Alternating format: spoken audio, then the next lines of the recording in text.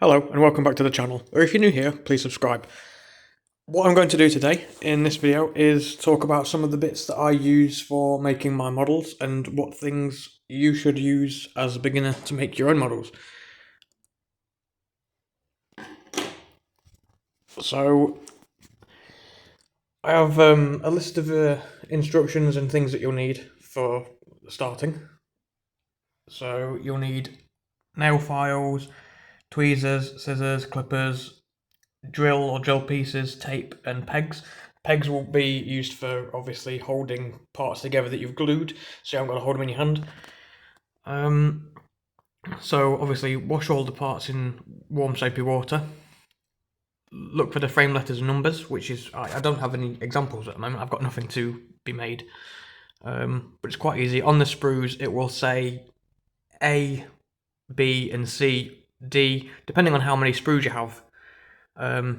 These are sprues, and obviously as you can see this one says number 1 on it, so you'll have A, B, C, D, however many there are, and then the number. So what you'll do is find the numbers, and then those will be the pieces you glue together. In fact, on this one it says frame A, and then obviously, like I say, you'll find the number. I apologise for the fact there's a shadow. My shadow, the light is behind me, and this is where my desk is, so I apologise for that. Obviously, use nail files to clean up rough edges, drill holes in parts that either need them or the holes aren't deep enough. That can be the case in some things. You'll get something where you'll stick it together and then, or you'll try and put the pieces together and the parts are not, the holes aren't deep enough. Obviously, hold small parts with tweezers. I don't really have a problem with that. I've got quite small fingers, quite thin fingers. Test fit parts before applying glue. That's, to me, was quite obvious. I know some people have just stuck stuff together and then had problems later on, had to remove certain things. To me, it just seems self-explanatory. I always make sure the parts fit together before gluing them. Don't use too much glue. I'll show you an example in a later video of something that I have used too much glue on and had to use a nail file to get rid of some of the dried glue. Clip or tape parts together with glue. Clip or tape parts together while the glue dries. I don't use a peg. I don't have any pegs, in fact, so I use model tape. On rare occasions, I use sellotape for things as well, but I'll go over all the things that I use afterwards. Stir paint thoroughly. Paint small parts on the frame. That is something I never do. I've never done that.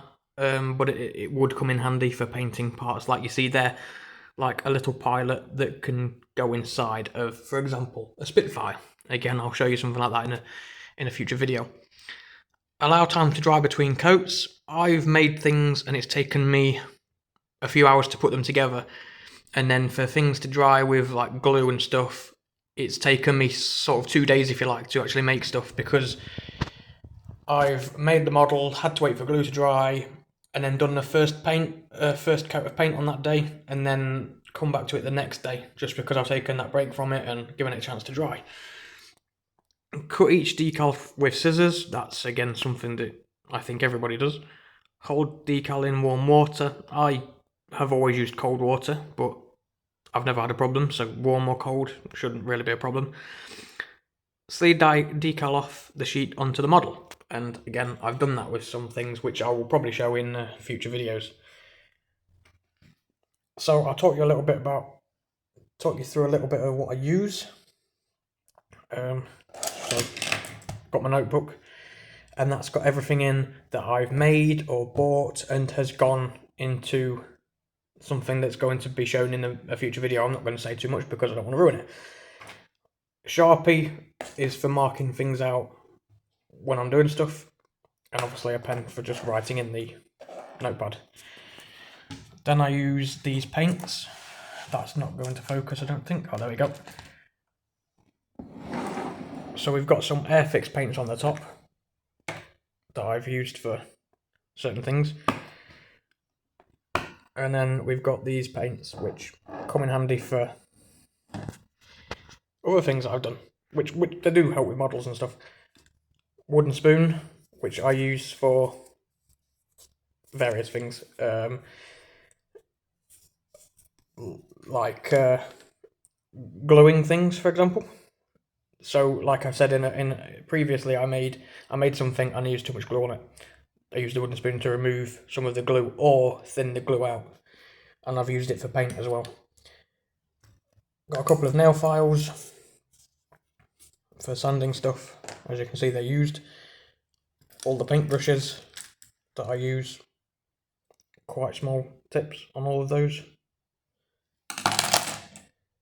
Another pen. And then obviously the paints. And I just keep all those bits in there just so that they're all together.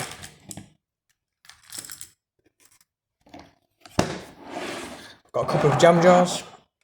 I use the jam jars for cleaning paintbrushes, so I haven't got to keep walking over to the sink. Another pot from a takeaway. I use that also for water, for cleaning brushes, so I haven't got to keep walking backwards and forwards.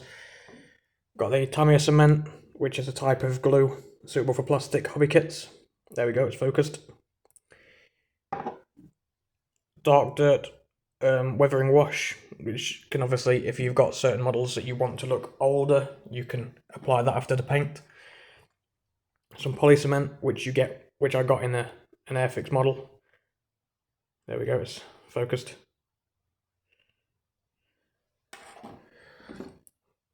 The clippers for cutting things off the sprue and tidying up the edges of things, obviously before you use the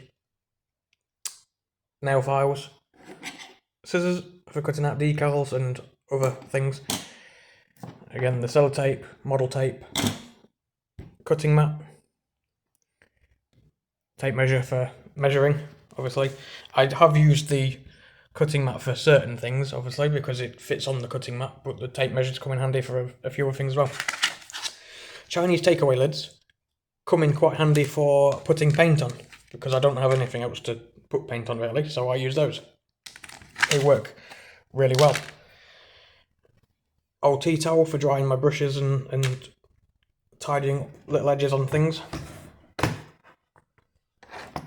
Little tool set, because you get some wire cutters which come in handy as well for things. Pliers. Tweezers. There's two different types in here. They didn't. This set that I've got in my hand didn't come in the tool set, but one set of tweezers there, and then another set of tweezers there. And then it's got all sorts of little screwdriver set. I'm trying to get it to focus, but I can't move my shadow out of the way. I apologise for that. I did try. And then I have a drill set, because you've got the really small, tiny drill pieces in there, and it's come in handy for other things, which will be shown in a future video. I hope that has helped people. I say helped people, I've genuinely just shown you what I use rather than giving any advice. I will give advice in future videos for beginners and starters and stuff. But to get you going, you only need really a few bits. Hope you've enjoyed this video. Please like, and if you haven't already, please subscribe, so you don't miss any future content. Content will get better as well. It's not just going to be me rambling about things. I will actually be showing some cool stuff in the future. I'm just beginning. So, yeah, thank you very much. Bye-bye.